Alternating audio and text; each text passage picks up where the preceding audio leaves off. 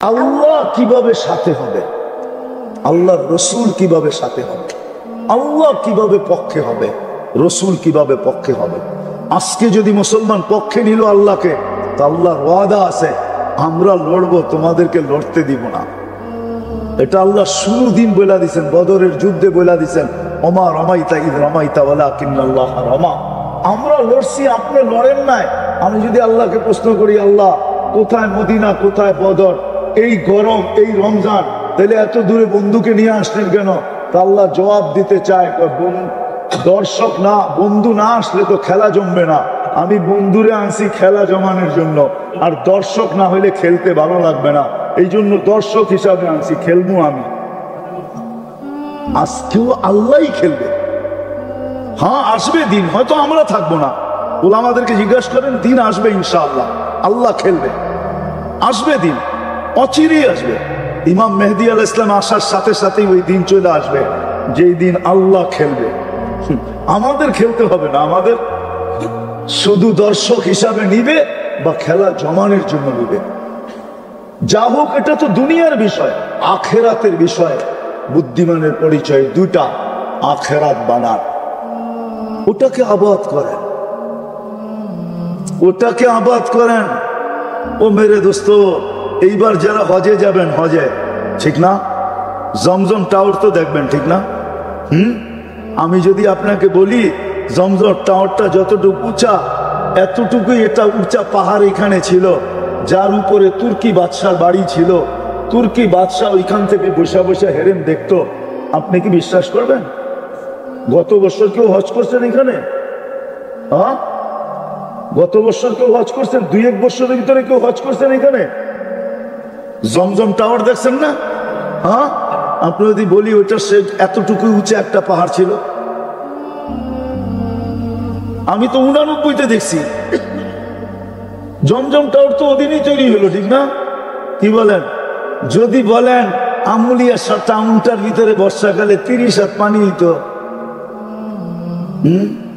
কি এই যুগের কেউ বুঝাইতে পারবেন না? হইতো না? হ্যাঁ হ্যাঁ, এই ঝিল কোন পর্যন্ত ছিল? এই ঝিল তো খিলগাঁও পর্যন্ত ছিল। হ্যাঁ, এই ঝিল তো টেলিভিশন সেন্টার পর্যন্ত ছিল। এই ঝিল তো মুগদার পার্ক পর্যন্ত ছিল, যেখানে মুগদার রাস্তা, এইখানে লাকড়ির গাড়ি নৌকা ভিড়তো, আর আমরা এখান থেকে কিনা নিতাম। বর্ষাকালে বাঁশ কিনতাম, লাকড়ি কিনতাম, এইখান থেকে কিনা নিয়ে যেতাম মুগদার পাড়ে, যেখানে স্টেডিয়াম না, স্টেডিয়ামের এই পাশে এই পর্যন্ত তো যে নৌকা থামতো, ডুবতো তো সবই ড্যাংরা দিয়া। হ্যাঁ, কয়েক পানি তো আমুলিয়া। আর এখন তো মাশাআল্লাহ, যে বাংলা হইতেছে, আসার সময় দেখা আসলাম। হ্যাঁ, আমার পোলাপানরে আইনা দেখাইলো, কব বাবা তোমার কি মাথা নষ্ট?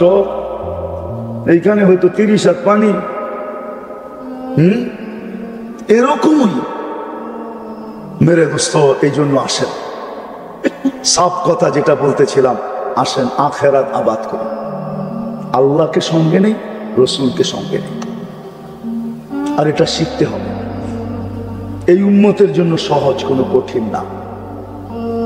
আজকে 2টা কাজ করতে হবে। একটা, অতীতের থেকে তওবা করতে হবে। তওবা নিজের সঙ্গী বানায় নেন। ইসলাহি প্রোগ্রাম তো, তওবাকে সঙ্গী বানান। ডেলি আল্লাহর কাছে তওবা করেন, রাত দিন 24 ঘন্টা ইস্তেগফার করেন, যখনই সুযোগ পান ইস্তেগফার করেন। আর যদি তাও না পান, তাহলে ঘুমানোর আগে একটু তওবা করে ঘুমান, ঘুমের থেকে উঠা তওবা করেন। তওবাকে সঙ্গী বানান। তওবা সঙ্গী হবে, আপনার গায়ে কোনো ময়লা থাকবে না, আখেরাত চকচকে থাকবে। আল্লাহ আল্লাহ রসুলকে সঙ্গে করার তরতিব ওলামাদের কাছ থেকে শিখেন। আর আলহামদুলিল্লাহ, বাংলাদেশ এরকম একটা দেশ, 3 দেশের সাথে, 3 জায়গার সাথে তুলনা করা চলে না। মক্কা, মদিনা, বাইতুল মুকাদ্দাস, এছাড়া সারা দুনিয়ার সাথে তুলনা করা চলে। বাংলাদেশের মতো এরকম দেশ দুনিয়ার কোথাও নাই। এত আলেম ওলামা হাফেজ দুনিয়ার কোনো দেশে নাই। এত আল্লাহওয়ালা দুনিয়ার কোনো দেশে নেই। এত বরকত দুনিয়ার কোনো দেশে নেই।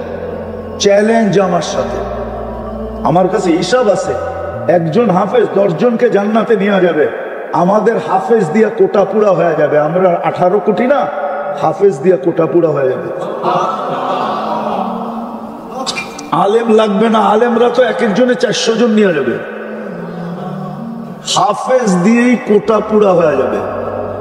বাংলাদেশে এত হাফেজ, এত আলেম, কদমে কদমে হক্কানি আলেম আছে। আপনাদের পায়ে হাত রাখি, এদের সাথে শিখেন, শিখেন, বুদ্ধিকে কাজে লাগান। নাইলে একদিন এই বুদ্ধি আমার, এই বুদ্ধি দিয়ে আল্লাহ আমাকে ধরবে যে তোমাকে বুদ্ধি দিছিলাম, আমরা সুযোগ ছড়াইয়া দিছিলাম। তুমি যদি বুদ্ধিমান হইতে তাহলে এটাই সত্য হতো যেটা কিতাবে পাওয়া যায়। হারুনুর রশিদ নাকি মেলা লাগাইছে আর ঘোষণা দিছে যে যেটার উপরে হাত রাখবে ওটার মালিক হবে। তো ওনার বলে এক কৃত দাস ছিল, সে পিছনে দাঁড়ায় ছিল, কোনো বস্তুর উপরই হাত রাখতে ছিল না। তো হারুনুর রশিদ বলতেছে দূরে হাইটা যেতে মনে না চায়, তো আমার সামনে তো সবচেয়ে দামি হীরাটা রাখা, ওটার উপরে হাত রাখ। তো আপনার ঘোষণা সত্য কিনা? তো বিলকুল সত্য, যে যেটার উপরে হাত রাখবে ওটার মালিক। তাহলে আপনার উপরে হাত রাখলাম, 3 মহাদেশ আপনার, আমি আপনার মালিক, 3 মহাদেশ আমার। এটা হলো বুদ্ধির পরিচয়। আল্লাহ আমাদেরকে বুঝার তৌফিক নসিব করুন। ইনশাআল্লাহ করবেন তো? তওবা করবেন তো? তওবাকে সঙ্গী বানাবেন তো? কে কে বানাবেন দেখি? আর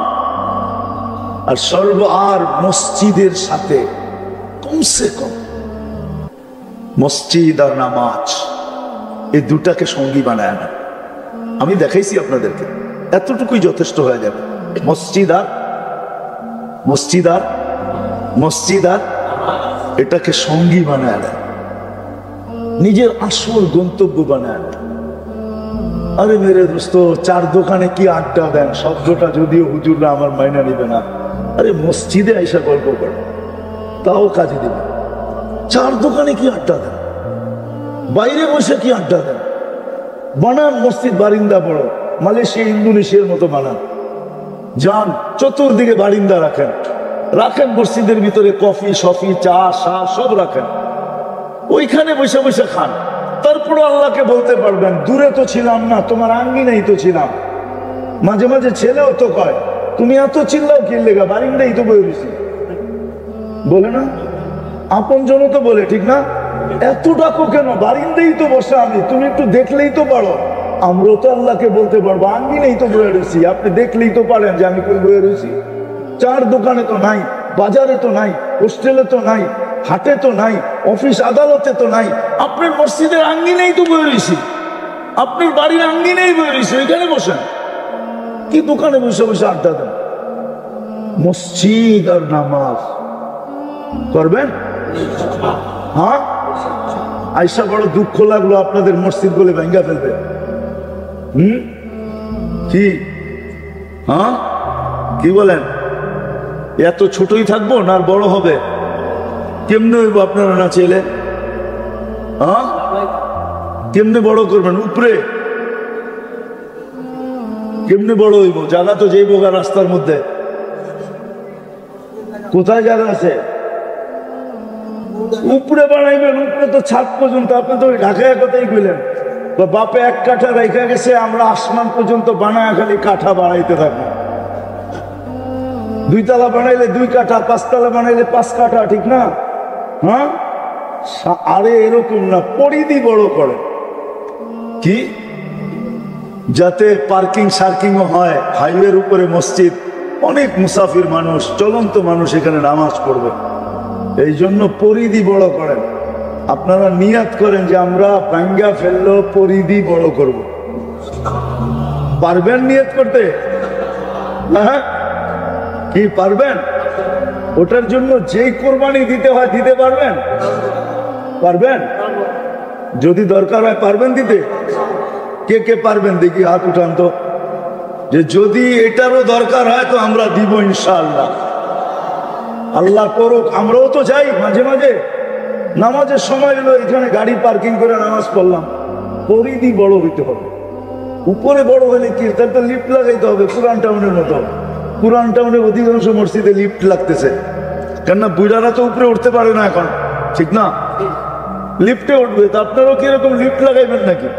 না, পরিধি বড় হইতে হবে। দোয়া করেন, আমিও দোয়া করে যেতেছি যেন পরিধি বড় হয়। আল্লাহ আমাদেরকে আমল করার তৌফিক দান করেন। ওয়া আলাইনা ইল্লাল বালাগ। اللهم لك الحمد كما ينبغي لجلال وجهك وعظيم سلطانك يا حنان يا منان يا جواد يا كريم يا الله। আয় আল্লাহ, বেশি কিছু চাবো না, আয় আল্লাহ বেশি কিছু চাবো না। আজকের আয়োজন যেন কবুল হয়। কবুলই আছে, আবার কোথায় বসে চাইতেছি? আপনার ঘরে বসেই তো চাইতেছি। কাদেরকে নিয়ে চাইতেছি এটাও দেখেন না। আয় আল্লাহ, এই মজমা কোত্থেকে চলে আসছে? আয় আল্লাহ, আয় আল্লাহ, আল্লাহ আজকে কবুলিয়াত চাই। এই মসজিদের কবুলিয়াত চাই, এই এলাকাবাসীর কবুলিয়াত চাই, শ্রোতাদের কবুলিয়াত চাই। শুধু এলাকাবাসী নয় আল্লাহ, আয় আল্লাহ পুরা ডেমরাবাসীকে কবুল করেন, পুরা আমলিয়াবাসীকে কবুল করেন, পুরা লাল সবুজের মানুষগুলাকে কবুল করেন। আজকে পুরা উম্মতে মুহাম্মদীকে কবুল করেন। আজকে ইনসানের সাথে সাথে জিন্নাতকেও কবুল করেন। আল্লাহ কবুলিয়াত চাই, আর কিচ্ছু চাই না। আল্লাহ আপনি আমাদের এই আয়োজনকে কবুল করেন, এই মসজিদকে কবুল করেন। এর যারা জায়গা দিছে না আল্লাহ মুতাল্লি, আল্লাহ এদের কিয়ামত পর্যন্ত জেনারেশনকে কবুল করেন। এদের আপনজন যারা কবরে চলে গেছে, আল্লাহ আমার বিশ্বাস এরা পায়া গেছে, কিন্তু যারা উপস্থিত দুনিয়াতে আছে আল্লাহ কমসে কম হইলে এদেরকে একটু হইলেও বুঝায়া দেন, একটু হইলেও দেখায়া দেন যে এদের উত্তরসূরি যারা কবরে চলে গেছে, এদের পূর্বপুরুষ যারা কবরে চলে গেছে, এরা এই দানের বিনিময় আপনার কাছে পায়া গেছে। আল্লাহ এদেরকে বুঝায়া দেন, এদেরকে বুঝায়া দেন যে দানের বিনিময়ে পায়া গেছে। আল্লাহ আরো আপনার শান মোতাবেক এদেরকে নসিব করেন, কিয়ামত পর্যন্ত জেনারেশনকে নসিব করেন। আল্লাহ আল্লাহ এই মসজিদের কমিটিকে কবুল করেন। আল্লাহ একটা মাদ্রাসার জায়গা আছে, ওটাকে মাদ্রাসায় রূপান্তরিত করার তৌফিক নসিব করেন। তাড়াতাড়ি যেন হয়। যারা জায়গা দিছে এরা মনে হয় অপেক্ষায় আছে কবে মাদ্রাসা হবে, আর ওনারা বেনিফিট কবরে বসা পাইতে শুরু করবে। ওনারা মনে হয় অপেক্ষা করতেছে। আল্লাহ মাদ্রাসাটাকে জল বানায় দেন। আল্লাহ এই এলাকার যুবকদেরকে কবুল করেন। আল্লাহ এই মসজিদটা আল্লাহ এই এলাকার মার্কাজও হইতে পারে। আল্লাহ ইসলাহি মার্কাজ এটাকে বানায় দেন, ইসলাহি মার্কাজ বানায় দেন। প্রতি মাসে যেরকম এরকম একটা প্রোগ্রাম হয়, ইসলাহি মাহফিল হয়, এই হিসাবে এটাকে মার্কাজ হিসাবে আপনি কবুল করেন। এর যদি কোনো প্রয়োজন থাকে, আল্লাহ জায়গা লওয়ার জন্য যদি টাকার প্রয়োজন হয় তো আপনি কুদরত দ্বারা পুরা করে দেন। বানানোর জন্য যদি অর্থের দরকার হয় তো আপনি কুদরত দ্বারা পুরা করে দেন। কারো মোহতাজ বানায়েন না, কারো মুখাপেক্ষী বানায়েন না, কারো কাছে হাত পাতার সুযোগ দিয়েন না। আল্লাহ যা চাইলাম তাও দেন, যা চাইতে পারলাম না তাও দেন। যারা অসুস্থ আছে তাদেরকে শেফায়ে কামেলা আজেলা দায়মা মুস্তামিররা নসিব করেন। আমাদের আত্মীয় স্বজন যারা কবরে চলে গেছে সবাইকে মাফ করা দেন। সর্বশেষ ফিলিস্তিনকে জয় যুক্ত করা দেন। এক ঈদ চলে গেছে, সামনের ঈদ যেন গুলিয়া লাশের ভিতরে না যায়। আল্লাহ এর পূর্বেই জয় যুক্ত করা দেন। যারা হজে চলে গেছে, যারা হজে যাবে, সবাইকে সুস্থতার সাথে সহি হজ করার তৌফিক নসিব করেন। বাড়িতে যখন ফিরবে তো কবুল হজের বরকত নিয়ে ফিরার তৌফিক নসিব করেন। আমাদের দেশটাকে আপনি সর্ব ধরনের বিপদ আপদ থেকে সুরক্ষিত করেন। সাল্লাল্লাহু তাআলা আলা খায়রি খালকি মুহাম্মাদি ওয়া আলিহি ওয়া সাহবিহি আজমাইন বিরহমাতিকা ইয়া আরহামার রাহিমিন। মনটা কিন্তু ছোট, দুনিয়া উন্নত বটে, কিন্তু যৌবন ধরে রাখার কোনো ব্যবস্থা এখনো আসে নাই, আর জীবন ধরে রাখারও কোনো পাওয়ার ব্যাংক আসে নাই। আর এই পাওয়ার ব্যাংক কোনোদিন আসবে না। বিদ্যুৎ ধরে রাখার আসছে বটে, কিন্তু জীবন ধরে রাখবে পাওয়ার ব্যাংকে, এই পাওয়ার ব্যাংক হবে না। জীবনও ধরে রাখা যাবে না, যৌবনও ধরে রাখা যাবে না। একদিন এটা নিঃশেষ হয়ে যাবে। যিনি দিছেন চাবিকাঠি কিন্তু ওনার কাছে। এই জন্য মানুষ যদিও বলে জীবনটা আমার, কিন্তু জীবনের গতিরোধ আমাদের কাছে না। গতিরোধ কি আমাদের কাছে? গতিরোধ বোঝেন তো? ব্রেক দেওয়া, থামানো, কমানো, বাড়ানো, এটা কি আমাদের কাছে নাকি? এটা এক গতিতে চলে। জীবন তিনি দিছেন, গতি ওনার কাছে, পুরা চাবি ওনার কাছে। ওনার ইচ্ছা মতো আমাদের জীবনের গতি চলতেছে। যদিও খুব জোর দিয়া বলি জীবনটা আমার, এটা শুধু মুখে বলতে পারি, বললাম না যেটা ধরে রাখারও ক্ষমতা নেই, গতি রোধ করারও ক্ষমতা নেই। আবার পরিসমাপ্তি কোন দিন ঘটবে এটার জানারও ক্ষমতা নেই। কেউ জানে না কখন পরিসমাপ্তি করবে, কারো জানা নেই যে পরিসমাপ্তি ঘটবে কখন। বিদায় জীবনটা কিন্তু ছোট। বোকার পরিচয় দিলে চলবে না, বুদ্ধির পরিচয় দিতে হবে। যদিও মানুষ সৃষ্টির ভিতরে সবচেয়ে বেশি বুদ্ধিমান প্রাণী, মানুষের চেয়ে বুদ্ধিমান প্রাণী আল্লাহ তৈরি করেন নাই। মানুষ সবচেয়ে বুদ্ধিমান প্রাণী, না মানুষের চেয়ে বুদ্ধিমান আছে? মানুষের চেয়ে কোনো বুদ্ধিমান প্রাণী নাই। বর্তমান দুনিয়াটা দেখলে বোঝা যায় যে মানুষের বুদ্ধি কিরকম, ঠিক না? না বোঝা যায় না? যায় তো? মুঠোফোন দেখলে বোঝা যায়, ঠিক না? কম্পিউটার দেখলে বোঝা যায়, ঠিক না? উড়ন্ত প্লেন দেখলে বোঝা যায়, ঠিক না? আরো হাই হাই টেকনোলজি দেখলে বোঝা যায় যে মানুষের ব্রেন কিরকম, মানুষ কেমন বুদ্ধির অধিকারী। আর সত্য এটাই, মানুষের মতো বুদ্ধিমান প্রাণী আল্লাহ তৈরি করেন না। বলবেন ফেরেশতা কি আমাদের চেয়ে বুদ্ধিমান না? না,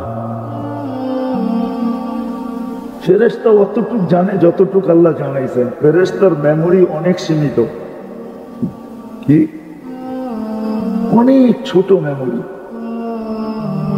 যতটুক দিচ্ছেন এর চেয়ে বেশি জানে না। ফেরেশতারও বলিয়ে দিচ্ছেন লা ইলমা লানা, আমাদের কোনো বিদ্যা শিক্ষা নাই, ইল্লা মা আল্লামতানা, আপনি যতটুক জানাইছেন অতটুকুই আমরা জানি, আর বেশি জানি না। তো মানুষ সবচেয়ে বুদ্ধিমান প্রাণী, কিন্তু আফসোস এক জায়গায় লাগে, এত বড় বুদ্ধিমান প্রাণী, এত বড় বুদ্ধিমান, আর বুদ্ধির বিকাশ ঘটায় দুনিয়াকে তাক লাগায় দিছে। বুদ্ধির বিকাশ ঘটায় তাক লাগায় দিছে। এই যে এসি দেখেন না, কি জিনিস রাখা আছে তার ভিতরে? এসির মেইন তো হলো কম্প্রেসার, ঠিক না? তাক লাগায় দিছে না, দেয় নাই? সবাই তো একটা একটা কিনা বাড়িতে লাগায় দিছে, ঠিক না? মসজিদে, বাড়িতে, গাড়িতে, অফিসে, আদালতে। তো মানুষ সবচেয়ে বুদ্ধিমান প্রাণী, কিন্তু আফসোস এক জায়গায় লাগে যে বুদ্ধির পরিচয়টা কোন জায়গায় দেওয়া দরকার ছিল, কোন জায়গায় দিতেছে। এটাই হলো আফসোসের বিষয়, যে বুদ্ধির পরিচয়টা, বিশেষ করে মুসলমান, যাকে আল্লাহ সব ইচ্ছায় ইসলামের মুসলমানের ঘরে অস্তিত্ব দিছে। আপনি আর আমি আল্লাহর পছন্দে আসছি ইসলাম মুসলমানের ঘরে। আপনি একটা কোরআন ছুঁয়া বলতে পারেন যে আল্লাহ আমাকে পছন্দ করছে। কে পছন্দ করছে? পছন্দের একটা মূল্য আছে, কিন্তু পছন্দের একটা মূল্য আছে না? সবার পছন্দ কি একরকম মূল্য নাকি? মনে হয় বুঝাইতে পারি না। সবার পছন্দ একরকম মূল্য? সবার পছন্দ একরকম মূল্য না। সবার পছন্দ একরকম মূল্য না। আল্লাহ আমাদেরকে পছন্দ করছে। আল্লাহর পছন্দের মূল্য কিরকম? আল্লাহ যেমন তার পছন্দের মূল্য তেমন, ঠিক না? প্রধানমন্ত্রী যেরকম তার পছন্দের মূল্য সেরকম না। এটাতে দ্বিধা আছে না, এটাতে মতভেদ আছে না, এটাতে মতবিরোধ আছে না, এটার ভিতরে দ্বন্দ্ব আছে। প্রধানমন্ত্রী পছন্দ করছে। প্রধানমন্ত্রীর পছন্দ যদি এত মূল্য হইতে পারে আর এত ফুর্তি আর খুশির কারণ হইতে পারে, তাহলে আপনাকে আমাকে তো মুসলমান হিসাবে আল্লাহ পছন্দ করছে। মানুষ হিসাবে আল্লাহ পছন্দ করছে, মুসলমান হিসাবে আল্লাহ পছন্দ করছে। আরেকটা মেলে নাই বললাম, উম্মতে মুহাম্মদী হিসাবে আল্লাহ পছন্দ করছে। তাহলে মানুষ হিসাবেও আপনি পছন্দনীয় কার? মুসলমান হিসাবেও পছন্দনীয় কার? উম্মত হিসাবেও পছন্দনীয় কার? বলেন এই তিন পছন্দের আপনার কাছে মূল্য কতটুকু আছে? একজনও তো বলতে পারবে না যে আমি আজ পর্যন্ত 2 রাকাত শুকরিয়ার নামাজ পড়ছি। রাগ হয়ে গেলে একজন বলতে পারবেন যে আমি শুকরিয়াতান 2 রাকাত নফল নামাজ পড়ছি আর বলছি আল্লাহ তোমার শুকুর, তুমি আমাকে মানুষও বানাইলা পছন্দ করা, মুসলমানও বানাইলা পছন্দ করা, উম্মতে মুহাম্মদীও বানাইলা পছন্দ করা, বিদায় তোমাকে একটা থ্যাংক ইউ দিলাম। কি বলছি আজ পর্যন্ত? না মনে হয় রাগ হয়ে গেলেন। উচিত ছিল কি ছিল না? হ্যাঁ, আল্লাহকে একটা থ্যাঙ্কস বলা উচিত ছিল না ছিল না?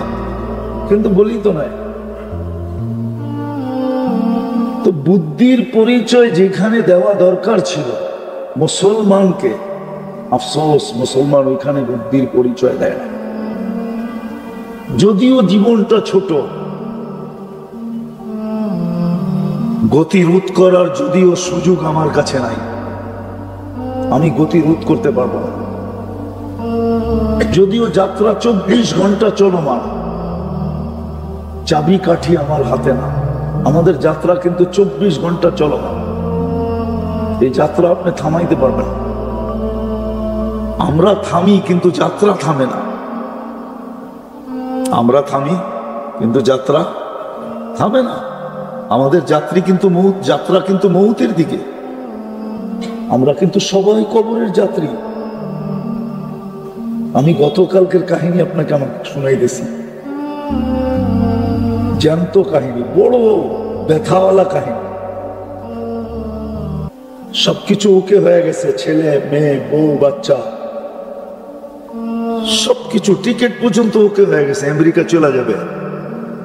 কিন্তু কালকে স্ট্রোক করছে,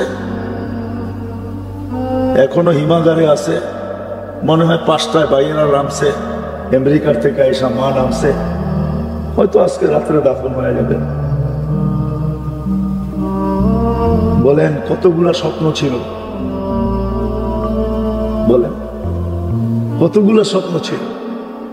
কালকে আমি ওইখানে ছিলাম, বাংসারামপুর, আমারই পরিচিত। আমি ওখানে পৌঁছার পরে আমাকে ফোন দিয়েছে যে আমার হুজুর আমি আসতেছি, আমার বাইক তো এই অবস্থা হয়ে গেছে, আমি এখন এয়ারপোর্টে আছি, প্লেনে উঠবো। বলেন কতগুলো স্বপ্ন ডুবে গেছে। আমাদের জীবনে এরকম ঘটবে। বিদায় কথাকে আমি গুছায় নিয়ে আসতেছি, লম্বা করতে চাইতেছি না, সুযোগও নাই। 8:30টায় নামাজ, 7:30 বাজতে চলছে। কিন্তু বুদ্ধির পরিচয় যেখানে দেওয়া দরকার ছিল, একটা মানুষ হিসাবে, একজন মুসলমান হিসাবে, একজন উম্মতে মুহাম্মদী হিসাবে বুদ্ধির পরিচয় যেখানে দেওয়া দরকার ছিল, আমরা বুদ্ধির পরিচয় এখানে দিতেছি না। কিন্তু যাত্রা কিন্তু আমাদের চলমান, আমরা কিন্তু ধাবমান, ধায়া চলছে, ওই দিকেই বাড়তেছে। রাত্র আমাদেরকে ওই দিকেই বাড়াইতেছে। যাত্রার পরিসমাপ্তির দিকেই কিন্তু প্রতিদিন রাত্র আমাদেরকে আগায়া দিতেছে। দিন আইসা আবার আমাদেরকে আগায়া দিতেছে। কখনো রাত্র আগায়া দেয়, কখনো দিন আগায়া দেয়। আমাদেরকে কিন্তু যাত্রার পরিসমাপ্তির দিকে আগায়া দিতেছে। কার পরিসমাপ্তি কখন ঘটে যাবে জানি না। যার কাছ থেকে আসছি তার কাছে চলে যাবে। এটা কিন্তু আমাদের অর্জন না, যদিও আমি আর বলে না আমার সমাজ তো বলে জীবনটা আমার, আমার জীবন আমি কাটাবো, যেমন খুশি তেমন কাটাবো। এই যে এক প্রবাদ বাক্য, কি বলেন জীবনটা কি আমার? যদি আমার হইতো তাহলে কন্ট্রোল কোথায়? আমার হাতে তো কোনো কন্ট্রোলই নেই। আছে নাকি? হ্যাঁ, কোনো কন্ট্রোলই তো আমার নাই, ঠিক না? তাহলে এটা আমার হইলো কি করা?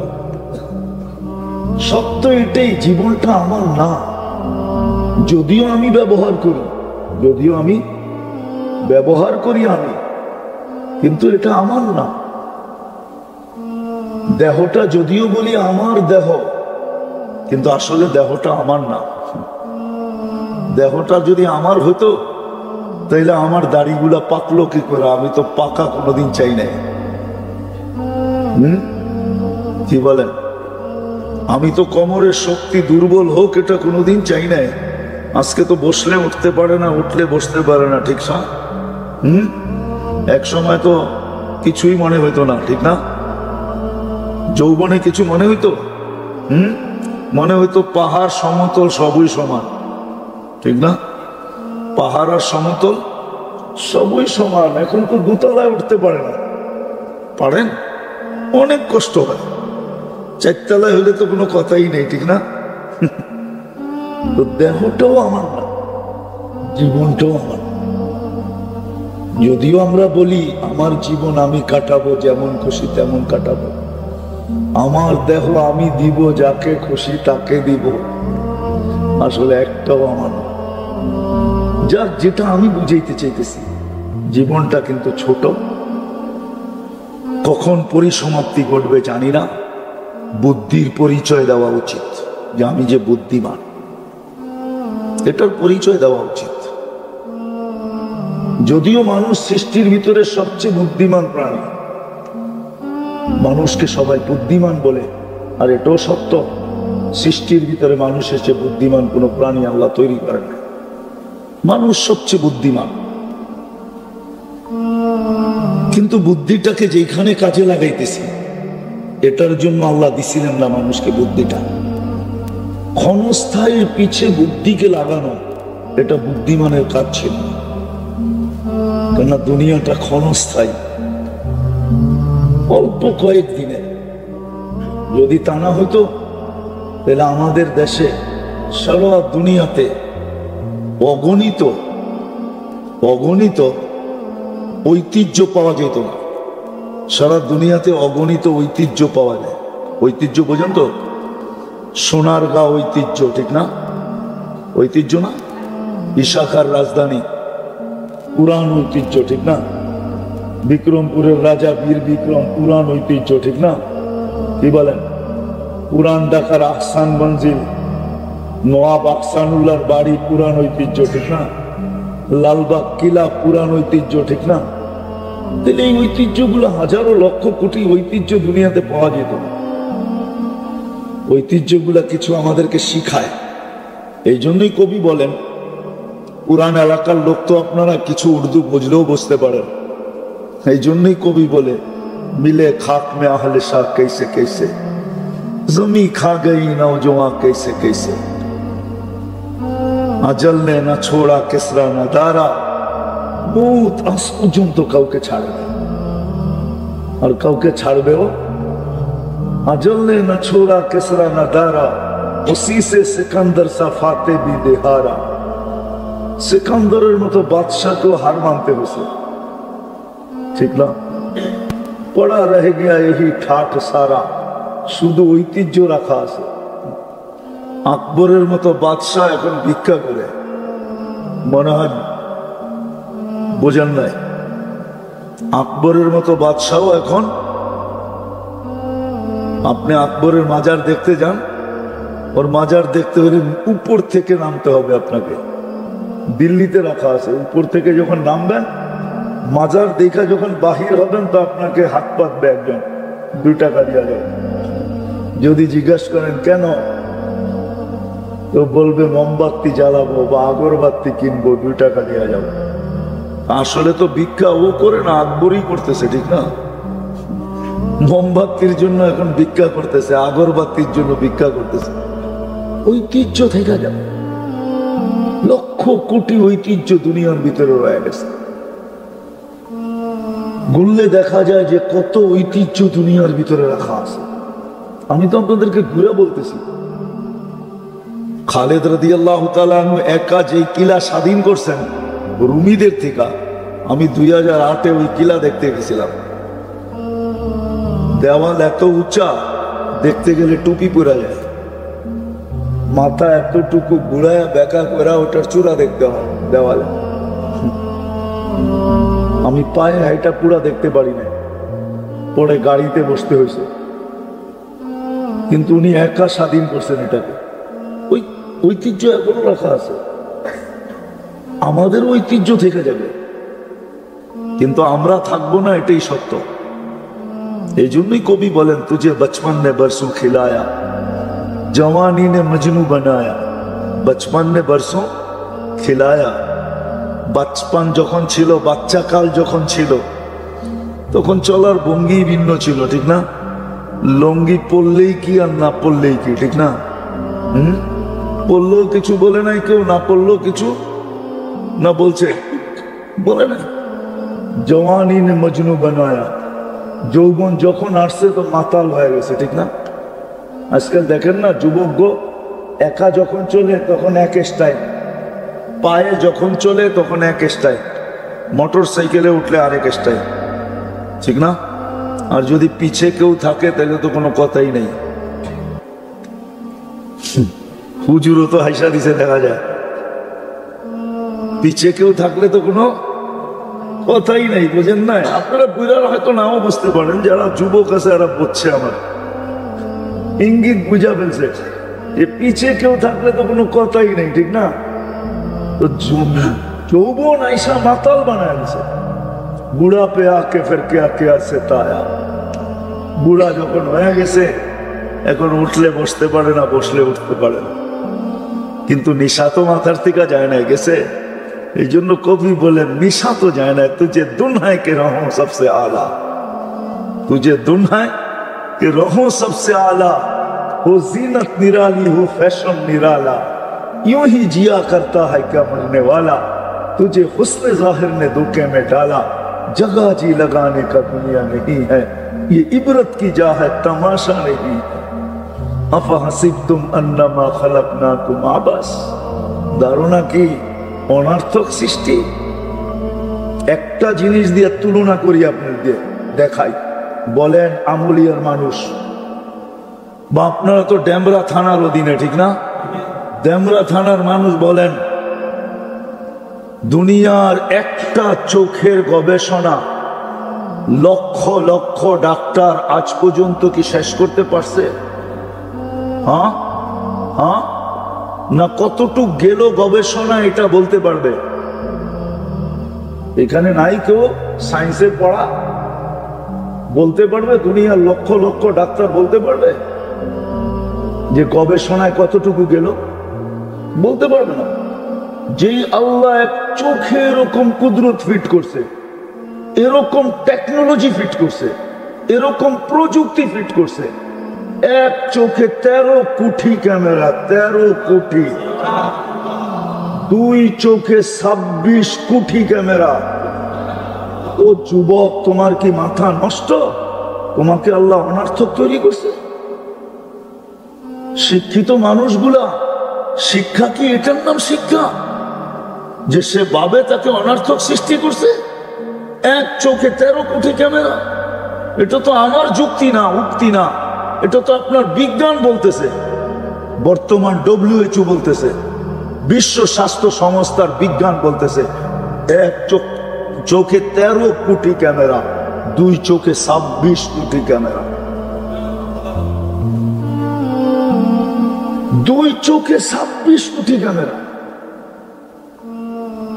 কোন প্যাথোলজি সেন্টার আছে নিবে, আপনার থেকে স্যাম্পল নিবে আর সাথে সাথে রিপোর্ট দিবে? জিহ্বা তো সাথে সাথে রিপোর্ট দেয়। টাচ করতে দেরি, জাল বলতে দেরি করে না। টাচ করতে দেরি, মিঠা বলতে দেরি করে না। টাচ করতে দেরি, তিতা বলতে দেরি করে না। টাচ করতে দেরি, ফিকা বলতে দেরি করে না। যেমন মজা ওটাকে টাচ করতে দেরি, বলতে দেরি করে না।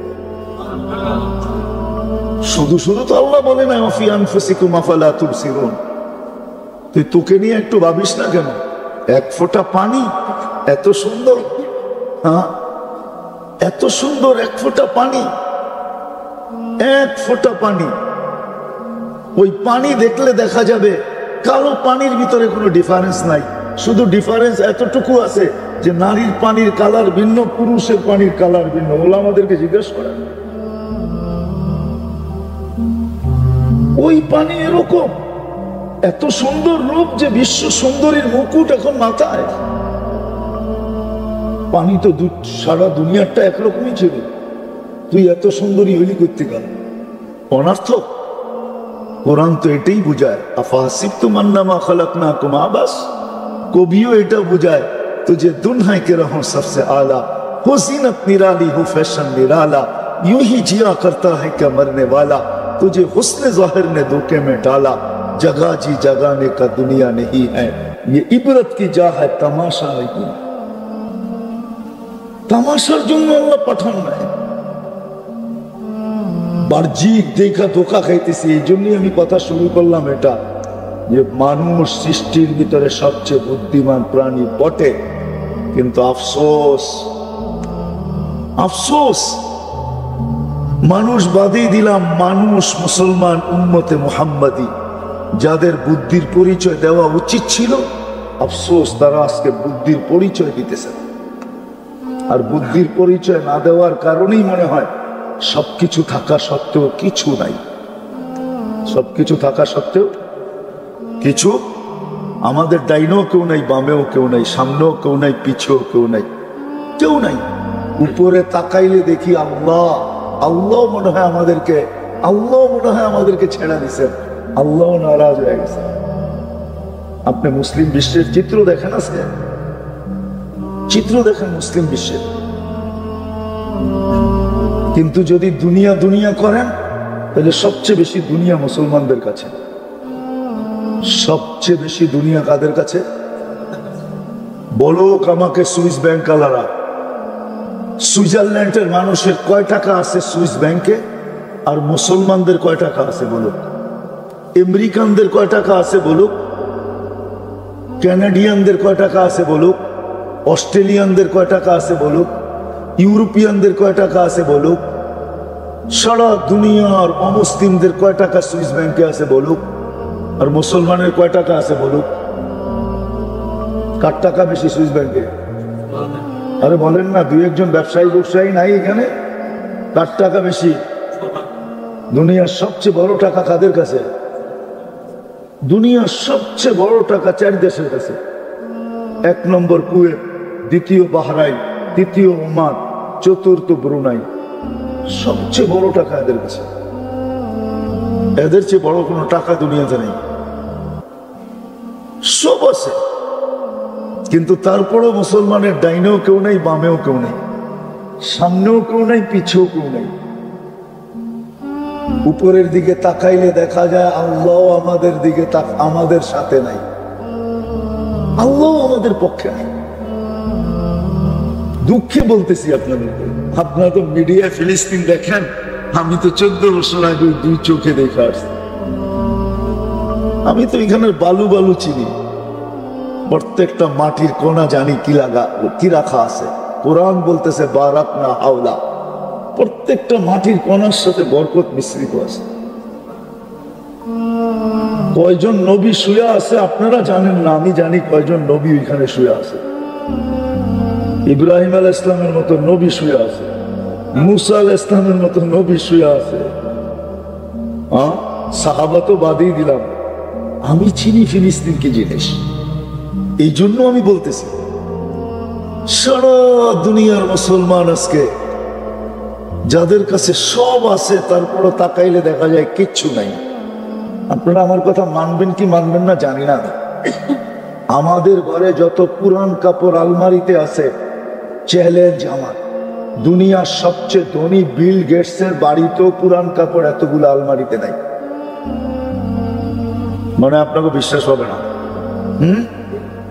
নাই নাই নাই। ওরা যদি পুরান কাপড় আলমারিতে রাখতো, তাহলে আপনি প্রতি বছর শীতের ভিতরে কাপড় ইম্পোর্ট করতেন কোথেকে? পুরান কাপড়ই তো বাংলাদেশে আসে, ঠিক না? কি ওরা যদি আলমারি তো রাখতো, আপনি কোথেকে পাইতেন?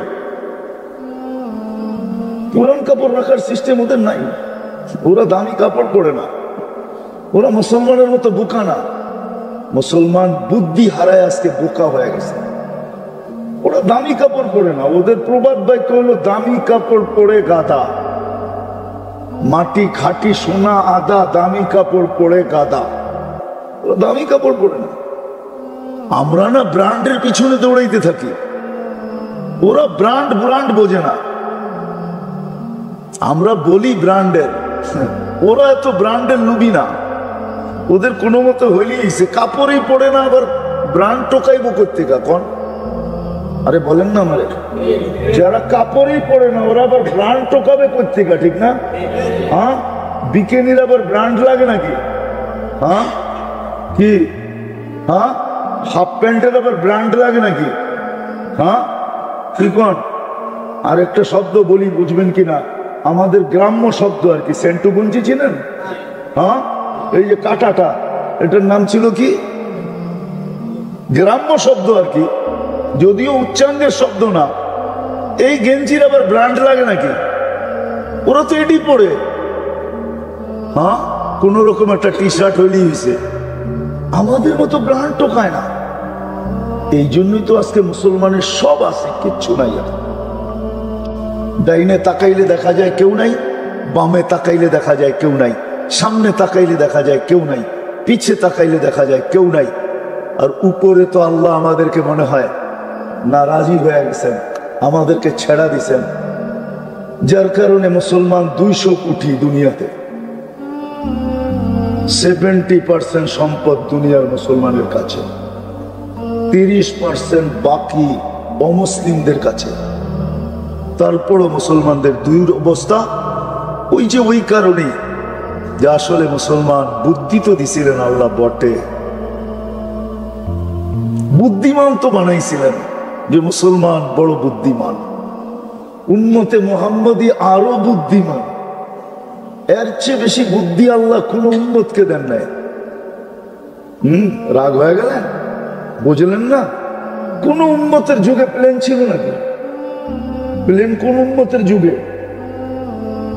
আরে বলেন না, মুহাম্মদী উম্মতের যুগে, ঠিক না? কম্পিউটার, অ্যান্ড্রয়েড সেট, উম্মতে মুহাম্মদীকে আল্লাহ সবচেয়ে বেশি বুদ্ধি দিছিলেন, কিন্তু আফসোস কাজে লাগাইতে পারলাম না।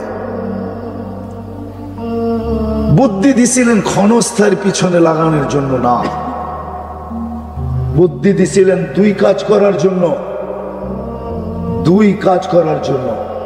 এই জন্যই এক হাদিসের একটা অংশ আছে, আম্মিরুহা ওয়ালা তুখাররিবুহা। দিছিলেন 2 কারণে, 2 কারণে বুদ্ধি দিছিলেন আমাদেরকে, সবচেয়ে বড় বুদ্ধি দিছিলেন 2 কারণে। আপনাদেরকে আমি একটা উদাহরণ দিয়ে বুঝাই, বুঝবেন কিনা জানি না। মাগরিবে তো এইখানে নামাজ পড়লাম, ঠিক না? মাগরিবে কিন্তু উচিত ছিল মসজিদে উপচে পড়া বীর হওয়া। উপচে পড়া বীর বোঝেন তো কি? পাও রাখার জন্য জায়গা না হয়, ঠিক না? আপনি বলবেন কেন মাগরিবে উপচে পড়া বীর হবে কেন? আমি দেখাইতেছি। উপচে পড়া বীর হওয়ার কথা ছিল যে মাগরিবের নামাজটা পড়বে, সালামটা ফিরাবে, সাথে সাথে 7 বার পড়বে আল্লাহুম্মা আজিরনি। আমার সাথে পড়েন, আল্লাহুম্মা আজিরনি মিনান নার। 7 বার পড়বে। বুদ্ধি দেখাইতেছি, বুদ্ধিমানের কাজ এটা ছিল যে মাগরিবে উপচে পড়া বীর হবে কেন? সালাম ফিরাবো, 7 বার পড়বো আল্লাহুম্মা আজিরনি, সাথে সাথে দোজখ থেকে মুক্ত, জান্নাতের প্রবেশপত্র হাতে। ফজরের আগে যদি মৌত হইল শাহাদাতের মৌত, আর শাহাদাতের মৌতের কারণেই বাকি 2টা মিলবে। যার শাহাদাতের মৌত মিলল সে দোজখ থেকে মুক্ত না? মুক্ত না। তারপরে শহীদ দোজখে যাবো নাকি? আর জান্নাত শহীদ যাবে তো যাবে কোথায়? তো জান্নাতের প্রবেশপত্র মিলতো না? মিলতো না। কিন্তু মাগরিবে তো মুসল্লি হইল না। এরা তো যারাই আসছে মাগরিবের পরে আওয়াজ শুনে আসছে। কি বুদ্ধিমান হলে তো মাগরিবে উপচে পড়া কি হতো, সব গাড়ি থেমে যেত, মসজিদের আগে পিছে সব গাড়ি আর গাড়ি, মানুষ ছুটে আসতো। কেন? 12 ঘন্টার বুদ্ধিমানের কাজ করতে চাই, ফজরের আগে মরলে যেন শাহাদাতের মৌত, জাহান্নাম থেকে জান্নাতের প্রবেশপত্র। বলেন এটা কি বুদ্ধিমানের কাজ ছিল না? হ্যাঁ, কিন্তু কয়জন বুদ্ধিমানের কাজ করছে?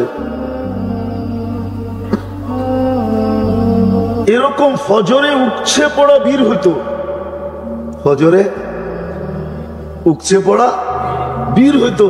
কেন? ফজরের পরে আবার 7 বার যদি পড়ি, সূর্য ডুবার 1 সেকেন্ড আগেও যদি মারা যায়, 1 সেকেন্ড আগে, তো শাহাদাতের মৌত মিলবে, দোজখ থেকে মুক্তি মিলবে, জান্নাতে প্রবেশ অধিকার মিলবে। ফজরে উপচে পড়া বীর হইতো। আমার তো বিশ্বাস ফজর এখানে এক কাতার হয় কিনা সন্দেহ আছে। ইমাম সাহেব ভালো বলতে পারবে, এক কাতার হয় কিনা সন্দেহ আছে আমার এখানে। এক কাতার হয় না, অথচ ফজরে উপচে পড়া বীর হওয়ার কথা ছিল।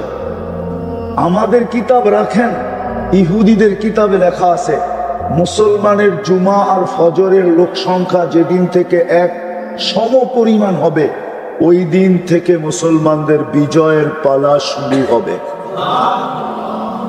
আর যতদিন পর্যন্ত জুমা আর ফজরের সংখ্যা সমান ছিল, ততদিন মুসলমানদের হাতের ভিতরে বিজয়ের চাবি ছিল। মুসলমান থেকে বিজয় কেউ ছিনিয়ে নিতে পারে। এই জন্য এক জায়গায় আল্লাহ রসুল চিৎকার দিয়া বলছে, মা বিকুম ইদা উমিতাতিস সালাহ, ওই দিন তোমাদের কি হবে, কি দুরবস্থা হবে, যেই দিন তোমাদের জীবন থেকে নামাজ মুড়া যাবে। যা হোক, আমি কথা গুছায় নিয়ে আসতেছি, শেষ জায়গায় চলে আসছি। মেরে দোস্ত, আল্লাহ তো আমাদেরকে বুদ্ধিমান বানাইছে, কিন্তু নিজেকে নিজে প্রশ্ন করা উচিত, আমি কি বুদ্ধির পরিচয় দিতেছি? এক বুদ্ধিমান হলো এই ছোট জীবনটায় বুদ্ধিমান হওয়া, মানুষের কাছে বুদ্ধিমান হওয়া, মানুষের সামনে বুদ্ধিমান হওয়া, মানব সমাজে বুদ্ধিমানের পুরস্কার পাওয়া। আরেকটা হলো আল্লাহর কাছে বুদ্ধিমান হওয়া, আল্লাহর রসুলের কাছে বুদ্ধিমান হওয়া। আল্লাহর কাছে বুদ্ধিমান হওয়া, আল্লাহর কাছে বুদ্ধিমান কে? যে বুদ্ধিটাকে 2 কাজে লাগায়। কয় কাজে? যেটার ইঙ্গিত একটু আগে আমি হাদিসের ভিতরে বলছিলাম, আল্লাহ ইঙ্গিত দিয়েছেন আম্মিরুহা ওয়ালা তুখাররিবুহা, ওটাকে যে আবাদ করার জন্য লাগায়, আখিরাতকে আবাদ করার জন্য। মেরে আজিজো, রাগ হয়েন না, দুনিয়ার মানুষ যতই ভালোবাসা দেখ না কেন, মরতে দেরি, বন্ধন ছিন্ন হতে দেরি হবে না। কবরে রাইখা আসবে, কবরে রাইখা আসবে, আর কখনো যে খবর নেবে না। বৎসরের পর বৎসর পার হয়ে যাবে, বাবার মাথার কাছে দাঁড়ানোর সুযোগ পর্যন্ত হবে না। ওটা তো বাদই দিলাম, দাঁড়ায় না, দাঁড়ায় না, দাঁড়ায় না। আরে বেরে দোস্ত, অডেলও যদি রেখা যায়, 1000 কোটি টাকাও যদি রেখা যায়, 1000 কোটি টাকা, আমি নাম বলবো না, আমি চিনি, বাংলাদেশের লোক চিনি। সন্তানকে 1000 কোটি টাকার সম্পদ দেওয়া গেছে, কিন্তু শেষ পর্যন্ত নিজের কামরায় নিজের মৌত হয় নাই, ওই নিজের বানানো গ্যারেজের ভিতরে, গাড়ির গ্যারেজের ভিতরে তার মৌত হয়েছে। আমি নাম বলবো না, নাম বললে আপনারাও চিনবেন। সন্তানরা গ্যারেজে থাকতে দিছে। যান ঢাকা শহরের বৃদ্ধাশ্রম গুলা যায় দেখা আসেন, ওইখানে কারা বাস করে দেখা আসেন। গা বৃদ্ধাশ্রমে কাদেরকে রেখা আসছে দেখা আসেন। গা আপনার আমার মতো গরিবের মা বাবা, কাদের মা বাবা? বিত্তশালীদের মা বাবা। ঈদ ওইখানে, খুশি ওইখানে, সারাদিন চোখের পানি জড়াইতে থাকে। সত্য এটাই, বুদ্ধির পরিচয় দেন। মৌত হইতে দেরি, ছিন্ন হইতে দেরি হবে না। যদিও ওইটা বলতে গেলে লম্বা হয়ে যাবে, যদিও বাবার কবরের পাশে দাঁড়াইলে গ্রামার বলে মনে হয় বাবা দেখে, মনে হয় বাবা। নাইলে আমরা কবরে সালাম দিই কি, আসসালামু আলাইকা ইয়া। আপনি যদি সে নাই শুনে নাই দেখে, তো আপনি এই সালাম দেন কি করে? হুজুর বলুক গ্রামার হিসাবে, আপনি হুজুর বলেন গ্রামার হিসাবে এই দোয়া এই সালাম দেয় কি করে? গ্রামার তো বলে এই সালাম দেওয়া যায় না, ঠিক না? যদি না শোনে, যদি না দেখে, এটা আলাদা আলোচ্য বিষয়। উচিত ছিল বাপার কবরের পাশে যেয়ে দাঁড়ানো, কিছু পয়লা ওনাকে দেওয়া। এইখানে তো একজনও নাই যে ডেলি সকালবেলা উঠা বাপের নামে 1 টাকা দান করে, মার নামে 1 টাকা, এটা তার জীবনের অংশ। এই 2 টাকা দেওয়া ব্যতীত দিন শুরু করে না, দিনের কাজ শুরু করে না, এরকম একজনও এখানে নেই। একজন বলে আছে, এটা আমার ওয়াজ শুনে মনে হয় শুরু করছে, একজন নাই, একজন আছে যে ডেলি 1 টাকা বাপের নামে মার নামে 1 টাকা দিয়া দিনের কর্ম শুরু করে। 2 জনের নামে 2 টাকা, ডেলি 2 রাকাত নামাজ পড়ে মা বাবার জন্য, নফল 2 রাকাত। কয়জন আছি? ওই একজনই হাত উঠাবে, আর কেউ না। উচিত ছিল। এই জন্য বুদ্ধির পরিচয় দিই। আল্লাহ আমাদেরকে বানাইছেন বুদ্ধিমান, বুদ্ধিমান বানাইছেন। এই জন্য উমর রাদিয়াল্লাহু তাআলা আনহু বলছে, ইয়া রাসূলুল্লাহ, কবরে যাওয়ার পরে বুদ্ধিটা থাকবে না বিলুপ্ত হয়ে যাবে? তা আল্লাহর রাসূল বলছে, আকাল, তোর বুদ্ধি আরো বেড়ে যাবে। বলছে তাইলে কোনো চিন্তা নাই। আর দুনিয়াকে দেখাই দিছেন আসলেই চিন্তা নেই, আসলেই শুয়ে আছে কই? আল্লাহর রাসূলের পাশে, ঠিক না? আসলে বুদ্ধিমান ছিলেন উনি। জিজ্ঞাসা করছে মরার পরে বুদ্ধি বিলুপ্ত হয়ে যাবে? আল্লাহর রাসূল বলছে না, বুদ্ধি আরো বেড়ে যাবে। বলছে চিন্তা নাই। দিলে বুদ্ধি 2 জায়গায় লাগানো দরকার ছিল। একটা হলো আখিরাতকে আবাদ করার, কেন ওইখানে কেউ কারো না, কেউ কেউ। এখন যতই আপনজনের পরিচয় দেখ না কেন, যতই মায়া বলুক না কেন, যতই মমতা বলুক না কেন, যতই ভালোবাসা বলুক না কেন, যতই লেখা হোক না কেন শিরি আর ফরহাদের কাহিনী, লাইলি আর মজনুর কাহিনী, যতই লেখা হোক না কেন, মরতে দেরি, সব ভালোবাসা উড়ে যেতে দেরি হবে না, কেউ কারো না। সত্য এটাই। এই জন্য বলছে বুদ্ধিমানের কাজ ওটাকে আবাদ করো। জীবনটা কিন্তু তোমার ছোট, যাত্রাটা কিন্তু চলমান, কিছুর উপরেই তোমার কন্ট্রোল নাই, না দেহের উপরে কন্ট্রোল, না জীবনের উপরে কন্ট্রোল। বিদায় তুমি ওটাকে আবাদ করো, আম্মিরুহা, ওটাকে আবাদ করো, ওটাকে ধ্বংস করো না, ওটার পিছে বুদ্ধি লাগাও। কিভাবে ওটা আবাদ হবে? ওই বুদ্ধি যেটা একটু আগে আমি দেখাইলাম, যে বুদ্ধিমানের কাজ ছিল মাগরিবের সময় আজান হইতে দেরি, উম্মতে মুহাম্মদী মসজিদে উঠছে পড়া, বীর হইতে দেরি হতো না। ফজরের আজান হইতে দেরি, মসজিদে উঠছে পড়া, বীর হইতে দেরি হইতো না। তাইলে আজকে রাজত্ব আমাদের হাতেই থাকতো, বিজয়ের চাবি আমাদের হাতেই থাকতো, আমাদের হাত থেকে কোনোদিন বিজয় ছিনা যেত না। আর এখন আমরা বিজয়ের জন্য চিৎকার দিতে হতো না, কাঁদতে হতো না। আপনি বলবেন আপনি এটা কোত্থেকে পাইলেন? ইহুদিদের কিতাবে এখনো লেখা আছে। প্রমাণ চান? আমি প্রমাণ আইনা দিতে পারবো আপনাদেরকে। ইহুদিরা ওদের কিতাবের কথা খুব মানে, এই জন্যই তো মুসলমানদেরকে লাগায়া দিছে ডিশের ভিতরে। সারা রাত ডিশ দেখতে দেখতে টেওয়া যাবি, ফজরের আজান হবে, তোর খবরও হবে না কোন দিক দিয়ে আজান হইলো। সূর্য আইসা তোকে ধাক্কায় ধাক্কায় উঠাবে। এই জন্যই তো ওরা এগুলো করছে। সারা রাত্র ডিশ দেখতে থাকে, যুবকরা সারা রাত্র নেটের ভিতরে ঘুরতে থাকে, মা বোনরা পর্যন্ত সারা রাত্র নেট দেখতে থাকে, যুবক যুবতী সবাই সারা রাত্র নেটের ভিতরে থাকে। ফজরের আগে আইসা শয়তান থাপ্পি পড়ায়, ঘুম পড়ায় দেয়। শয়তান জানে ফজরের নামাজে যায় যদি 7 বার পড়া ফেললো, তো ও তো নিজেকে প্যাক করে ফেললো, প্যাক। সূর্য ডুবার আগে মরবে। মরার অবস্থা তো দুইটাই, হয়তো দিনে মরবে নাহলে রাত্রে মরবে, ঠিক না? শয়তান জানে ও নিজেকে প্যাক করে ফেলছে, দিনে মরলেও শহীদ, রাত্রে মরলেও শহীদ। আরেকটা বলি, বুদ্ধিমানের কাজ হইতো যে আসরের আজান হইতে দেরি, মসজিদে উঠছে পড়া, বীর হইতে দেরি হইতো না। বলবেন এটা আবার কি রাখা? দিতে দেখাইতেছি আমি না, হাদিসে আছে মান সাল্লাল বারদাইন দাখালাল জান্নাহ। যে ফজর আর আসর জামাতে পড়লো সে যেন জান্নাতেই আছে, সে যেন এটা তো বুদ্ধির কাজ ছিল। বলবেন তাইলে এশার মাগরিব কি ওটো আছে? এশা তো এই জন্য ছিল যে ঘুমায়া যাব, সকালে উঠবো কি উঠবো না জানি না, ঘুমায়া যাব, সকালে উঠাইলে তো উঠবো, আর না উঠাইলে তা আল্লাহ ডাকে আয় আমার সাথে কথা বলা ঘুমা, যদি না উঠিস তা আমি যেন সাক্ষী দিতে পারি যে আমার সাথে কথা বইলা আসছে, আমার কাছেই রাখো। বাকির সাক্ষীর দরকার নাই, আমি যেন দিতে পারি। কে সাক্ষী দিবে?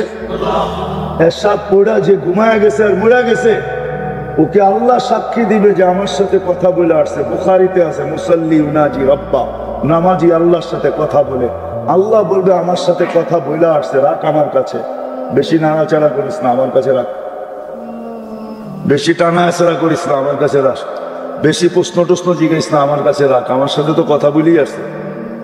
এই জন্য ছিল এশারের নামাজ। বলে মাগরিবের নামাজ কেন? বলে দিনের বেলা তো 3 বার তোর সাথে কথা হইলো, এখন তো রাত্র শুরু হয়ে গেল, আয় না দুইজনে একটু কথা বলি না, এই জন্য মাগরিবের নামাজ। বুদ্ধিমানের কাজ তো এটা ছিল,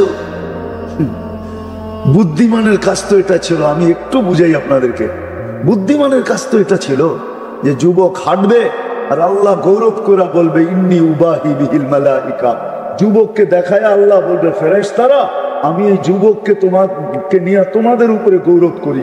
বুদ্ধিমানের কাজ তো যুবকের এটা ছিল যে নিজেকে এরকম বানানো যে আল্লাহ গৌরব করে। মানুষ গৌরব করলে আর কতক্ষণ করে, ফুল দিলেই আর কতক্ষণ দেয়, ঠিক না?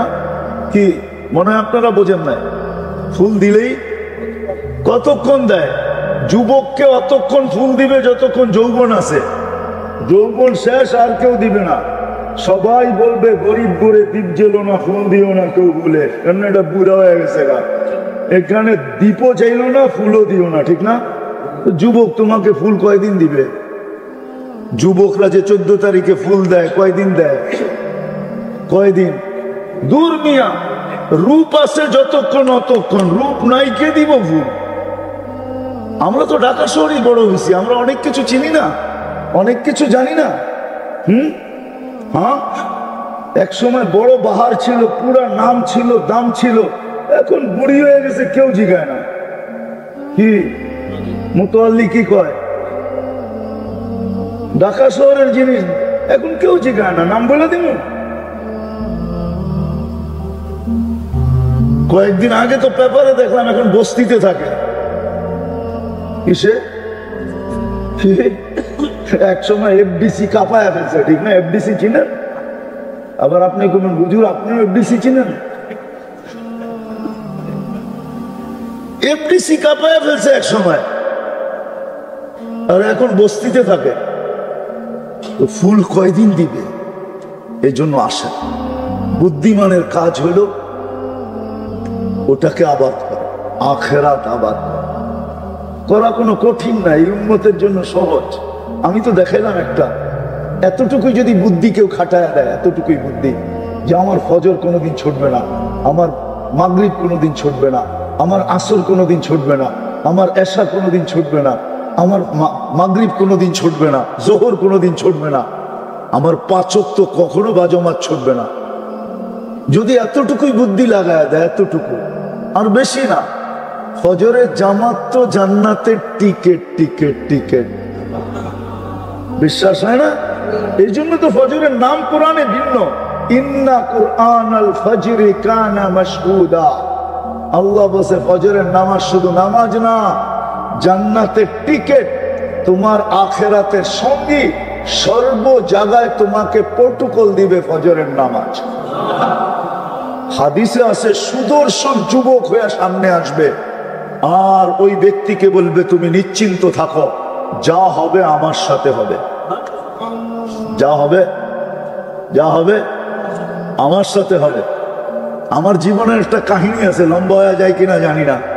আমি যখন প্রথম দেওবন্দে পড়তে যাই, আমি একা গেছি, ঈদের দিন যেতেছিলাম আর কি, কলিকাতার থেকে ঈদের দিন কলকাতা ঈদ করছি।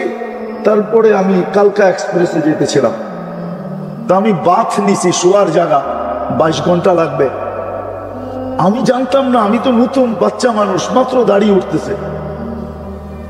ইন্ডিয়ার নিয়ম হলো যাদের মা বাবা মারা যায় তো ওরা ট্রেনে পানি খাওয়ায়, কিন্তু ওই দেশে গ্লাস দিয়া পানি মুখে লাগায় খায় না, ঠোঁটে গ্লাস লাগায় না, এরকম করে ঢালতে থাকে আর ওরা ডক ডক ডক ডক গিলতে থাকে।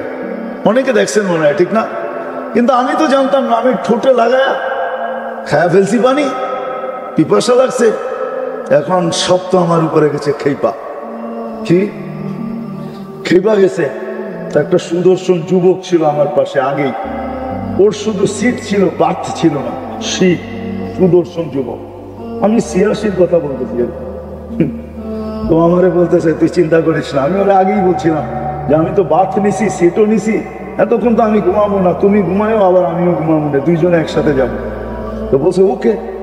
যখন সব খেপে গেছে, সুদর্শন দেখেন না শিখেরা কিরকম, তো খারায়া বলতেছে খপ এ পরদেশি, আমাদের দেশের নিয়ম জানে না, খায়া ফেলছে তো কি হয়েছে, দুইয়া ফেল, দুইলেই তো হয়ে গেল, এটা নিয়ে আবার ঝগড়ার কি আছে? আর যদি বেশি ঝগড়া করস একটা একটা করে ধর্ম আর জানলা দিয়ে ফালাই দেবে। এখন দেখতেছি কেউ হয় না, আর আমারে বলতেছে তুই নিশ্চিন্তায় বয়া থাক, তুই তোর কাম কর, আমি আসি। ও মেরে দোস্ত, ফজরের জামাত এরকম কাটিতে সুদর্শন যুবকের মতো আসবে, আর সর্বগাঠিতে বলবে আমি আছি, তুমি নিশ্চিন্ত থাকো। এই জন্য আল্লাহ বলছে মাসউদা। তো যেটা বুঝাইতেছিলাম, আমাদেরকে আল্লাহ বুদ্ধিমান তৈরি করছে, কিন্তু আফসোস সৃষ্টির ভিতরে সবচেয়ে বুদ্ধিমান হওয়া সত্ত্বেও, উম্মতের ভিতরে সবচেয়ে বুদ্ধিমান হওয়া সত্ত্বেও আজকে আমাদের বুদ্ধি ক্ষণস্থায়ী জীবনের পিছনে লাগতেছে। উচিত ছিল না। আর লাগাইতে যে আমাদের লাভও হয় নাই। অর্জিত তো হয়েছে দুনিয়া বটে, অর্জিত হয়েছে বটে। একটু আগেই আমি দেখাইলাম যে মুসলমানের ডাইনে কেউ নাই, বামে কেউ নাই, আগে কেউ নাই, পিছে কেউ নাই। যে ছিলেন উনিও এখন মুসলমানের দিকে তাকায় না, যে ছিলেন উনিও আল্লাহ রসুলও তাকায় না। হাদিসের শব্দ দিতেছিলাম, আল্লাহ রসুল বলছে এক সময় আমার উম্মতের আসবে, হুম বারিকুম মিন্নি আনা বারিকুম মিনহুম ওয়া হুম বুরাআউ মিন্নি। আমিও তোমাদের দিকে তাকাবো না, কেননা তোমরা আমার দিকে তাকাও না। আমি পুরো হাদিস দিতেছি, সায়াতি আলা উম্মতি জামান ইউহিব্বুনা খামসা ওয়া ইয়ানসাউনা খামসা। আমার উম্মত 5 জিনিসকে ভালোবাসবে। ইউহিব্বুনা দুনিয়া ওয়া ইয়ানসাউনা আল আখিরা, দুনিয়াকে ভালোবাসবে, আখিরাতকে ভুলে যাবে। ইউহিব্বুনা আল কুবুর, ইউহিব্বুনা আল কুসুর ওয়া ইয়ানসাউনা আল কুবুর, বাড়িঘর ভালোবাসবে, কবরকে ভুলে যাবে। ইউহিব্বুনা আল হায়াত ওয়া ইয়ানসাউনা আল মাউত, জীবনকে ভালোবাসবে, জীবিত থাকা ভালোবাসবে, মউত ভুলে যাবে। ইউহিব্বুনা আল মাল ওয়া ইয়ানসাউনা আল হিসাব, পাত্তি ভালোবাসবে, হিসাব ভুলে যাবে। পাত্তি চেনেন তো? ঢাকায় মানুষ না চিনলে আর কে চিনবো, ঠিক না? পাত্তি ভালোবাসবে আর কি, হিসাব ভুলে যাবে। ইউহিব্বুনাল খালকা ওয়া ইয়ানসাউনাল খালিক, সৃষ্টিকে ভালোবাসবে, স্রষ্টাকে ভুলে যাবে। যুবকদেরকে জিজ্ঞাসা করেন 14 তারিখে ফুল দেয়, হোটেলে নিয়ে খাওয়ায়, যা খাইতে চায় তা খাওয়ায়, আবার পার্সেলও দেয়। পারে না কলজাটা বাইর করে বুনা করে আবার লোকে দিয়ে দিত, ঠিক না? অথচ ওকে যে আল্লাহ যৌবন দিল, ওই আল্লাহর নাম 24 ঘন্টা একবারও নেয় না। এখানে কয়জন আছে ডেলি 200 বার আল্লাহ বলেন? কয়জন আছি আমরা এখানে যে 200 বার আল্লাহ বলি? অথবা শ্বাস প্রশ্বাস তো নেন ডেলি 1,60,000 বার, নেই 80,000 বার, ছাড়ি 80,000 বার। যদি মেশিন দিয়ে বাহির করতে হইতো, রাগ হয় না ডাকায়রা, এই জায়গা জমিনের চড্ডি বড্ডি সব গুলো হয়ে যেত। ডেলি 80,000 বার কার্বন ডাই অক্সাইডকে মেশিন দিয়ে বাহির করতে হইতো, কার্বন ডাই অক্সাইডকে। আল্লাহ 80,000 বার ডেলি আপনার আমার ভিতর থেকে বাহির করে। এই জন্যই আপনি 80,000 বার শ্বাস নেন। শ্বাস নেন পিওর অক্সিজেন, ছাড়েন এটা কি কার্বন ডাই অক্সাইড, দূষিতটা, বিষ। এটা আপনার ভিতরে জমা হয়, অক্সিজেন যায় ওইটাকে পেঁচাইয়া বাহির করে দেয়, বেরো। বন্দা কিন্তু আল্লাহ কষ্ট দিলে খবর আছে, বেরো। ৮০,০০০ বার বাহির করে দিল। বলেন যুবক তো আল্লাহ বুঝে গেছে, অথচ খাওয়ায়া খোয়া পার্সেল পুরসেল দিয়া টিয়া 14 কলিজা বুনা করে দিয়া তারপরে কয় মেসেজটা দিও কিন্তু I.ইউ। তারপরে বাড়িতে দেখা যায় চোখের আড়াল মনের আড়াল যাইয়া মেসেজ বুঝা গেছে। আবার 1 বছর পরে দেখা হয়েছে, কিরে মেসেজ কই, যে চোখের আড়াল মনের আড়াল। এই জন্য শেষ জায়গায় চলে আসছি। আসেন বুদ্ধির পরিচয় দেন, বুদ্ধির পরিচয় দেন, ওটাকে আবাদ করেন। আর দ্বিতীয় হলো বুদ্ধির পরিচয় দেন, আল্লাহ আল্লাহ রসুলকে পক্ষে নেন। কে পক্ষে? আল্লাহ এবং আল্লাহ আল্লাহর পক্ষে নেন, পক্ষে পক্ষে নেন। মুসলমান আজকে আল্লাহ আল্লাহ রসুলকে পক্ষে নিতে পারে না। তো যেটা বলতেছিলাম হাদিস, তখন আল্লাহ রসুল বলছে 5টাকে ভালোবাসবে 5টা ভুলা যাবে। ইউহিব্বুনাল হায়াত ওয়া ইয়ানসাউনাল মাউত, ইউহিব্বুনাল কুসুর ওয়া ইয়ানসাউনাল কুবুর, ইউহিব্বুনাল মাল ওয়া ইয়ানসাউনাল হিসাব। এরকম সৃষ্টিকে ভালোবাসবে, স্রষ্টাকে ভুলা যাবে। আজকে 5টাই সত্য। কি সত্য না? আল্লাহ রসুল বলছে আনা বারিয়ুম মিনহুম, আমি তোমাদের দ্বার দাঁড়ব না, কেন তোমরা আমার ইজ্জত রাখো না। আর আল্লাহ বলতেছেন ফামুতু বিআইয়ি আউদিয়াতিন তামুতু, নাইলে ফিলিস্তিনের মানুষ মরে। ঈদের দিন, ঈদ গুলিয়ার লাশের ভিতরে এখন পর্যন্ত মিছিল, লাশের মিছিল ফিলিস্তিনে। অথচ দুনিয়ার সবচেয়ে বেশি আবাবিলের বসবাস যেই জমিনে, সবচেয়ে বেশি আবাবিল বাস করে ফিলিস্তিন, শামে। আল্লাহ হুকুম দিলেই তো পারে। আমি ঘুরা বলতেছি না, ঘুরা না, আপনি আমাকে আনারই মনে করেন না। 7 মহাদেশ আমার দেখা শেষ, দুনিয়ার উন্নত বিশ্ব সব দেখা শেষ। আমি এই পর্যন্ত 99টা দেখা পেয়েছি দেশ, কোনোটা আমি 12 বার 14 বারও গেছি। সেঞ্চুরি পুরা করতে পারি আলহামদুলিল্লাহ, ব্যবস্থা হয়ে আছে। শুধু আমি টিকিট কাটি না, দেখা যাই না, দেখা হয় না। দোয়া করেন, হজের পরে ইনশাল্লাহ পুরা করবো, 1 চোটে 10-12টা ব্যবস্থা হয়ে আছে।